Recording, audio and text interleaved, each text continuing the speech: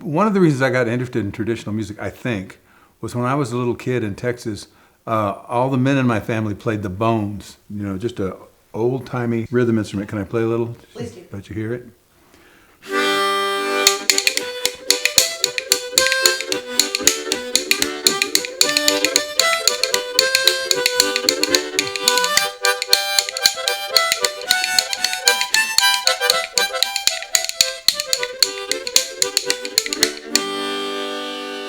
So everybody played, and on Christmas and stuff, we'd be like, jingle bells. This is like crazy, but it opened my ears to something unusual in music. And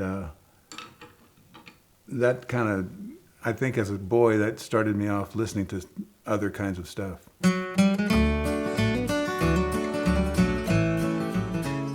And Warren Wilson College wanted somebody to teach Appalachian music and teach the instruments, and I played a bunch of instruments.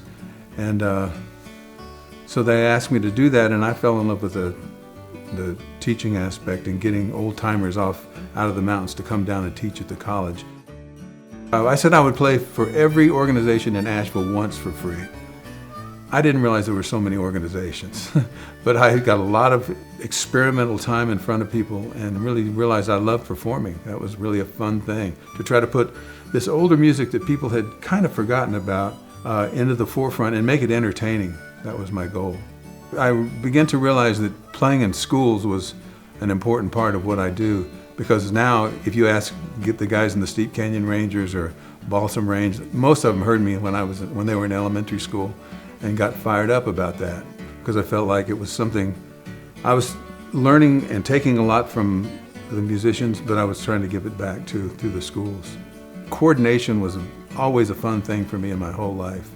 And about 2.5 years ago, I got diagnosed with Parkinson's. And the funny thing about Parkinson's is not funny, but it's kind of so bizarre it is funny.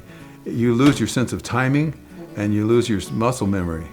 And so and your fingers feel like you're playing with glue in between each knuckle. So I had to quit performing. I just decided to do that. I'd really given it 55 years. I had a great career. I just had to call it quits. It was painful as heck. It's like losing an arm or a leg, or all your arms and legs. And then so I've been back to doing these paintings and also doing sculpture. It's the people that make North Carolina awesome and great. I've met so many wonderful, wonderful people. I mean, there's so much folklore in North Carolina still that everybody should get out and dig out what they can while it's still here. I never claimed to be a North Carolinian, even though my family came from here.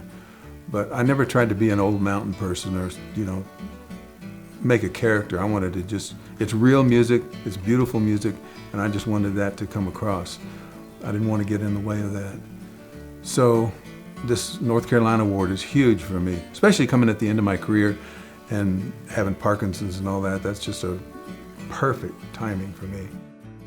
Anybody want to play pickleball? Anybody out there want to play pickleball, just give me a call.